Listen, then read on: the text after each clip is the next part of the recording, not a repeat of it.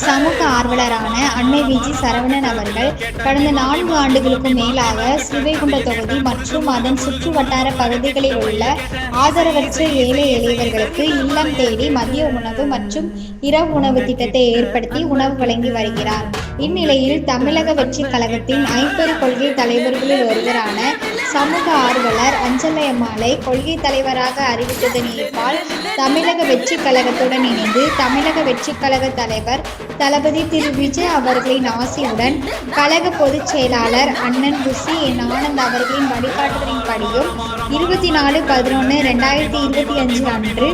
1259வது நாளாக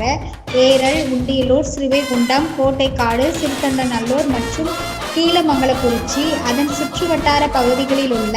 161 ஆதரவற்ற ஏழை எளியவருக்கு தமிழக வெற்றி கழகம் தூத்துக்குடி மேற்கு மாவட்டம் சமூக ஆர்வலரான அன்னை விஜி சரவணன் அவர்களின் சார்பில் மதிய உணவாக முட்டையுடன் கூடிய மீன் குழம்பு சாப்பாடு வழங்கப்பட்டது.